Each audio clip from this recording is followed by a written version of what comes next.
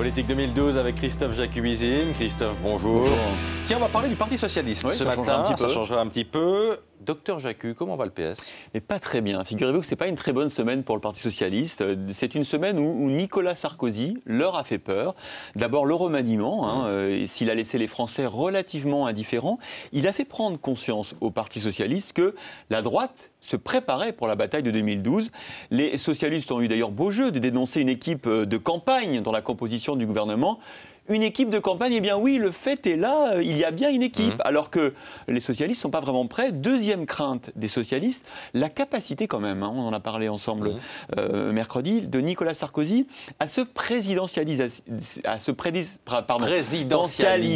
à changer de positionnement, voilà, à prendre de la hauteur, à être plus calme, à paraître plus serein. Finalement. Exactement, une capacité, alors là on va le dire ensemble, à se mitterrandiser. Bon, voilà. il paraît, Christophe, que les socialistes ont même peur de leur ombre. Oui, c'est vrai, pour avoir rencontré plusieurs, et d'eux-mêmes aussi, de leur ombre, et d'eux-mêmes, effectivement, pour avoir rencontré plusieurs des ténors socialistes cette semaine, j'étais frappé par le retour de la mauvaise ambiance au PS. Ça flingue à tout va, attention, première bague, faites attention Christophe. Martine Aubry, qui réagit dimanche soir au remaniement, elle était flanquée de 2 tontons macoutes, c'est ce que m'a dit l'un des principaux ténors socialistes. Là, mais oui, c'est un peu, vous vous rappelez les tontons macoutes et Duvalier, et bien là, on voit pas très bien, mais c'est Benoît Hamon et Harlem Désir, ce sont ces deux, on va dire, anges noirs en fait, qui la gauchisent et la contrôlent selon plusieurs dirigeants socialistes. Autre balle perdue, attention celle-ci, elle est pour Ségolène. Alors si on voit Arnaud Montebourg, c'est la deuxième balle effectivement qui va annoncer ce week-end sa candidature aux primaires, donc il chamboule le calendrier et il gêne. Et puis voilà, ensuite Ségolène Royal, qui, elle, est apparue sur France 2 dans l'émission spéciale qui a suivi l'allocution du président.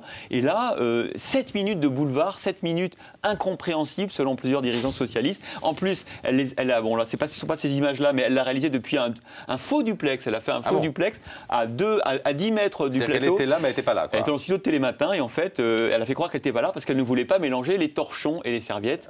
Évidemment, les torchons, c'était les autres invités du plateau. Alors, voilà. Quand on vous écoute, il n'y a que Dominique Strauss-Kahn qui peut... Il n'y a que Dominique Strauss-Kahn.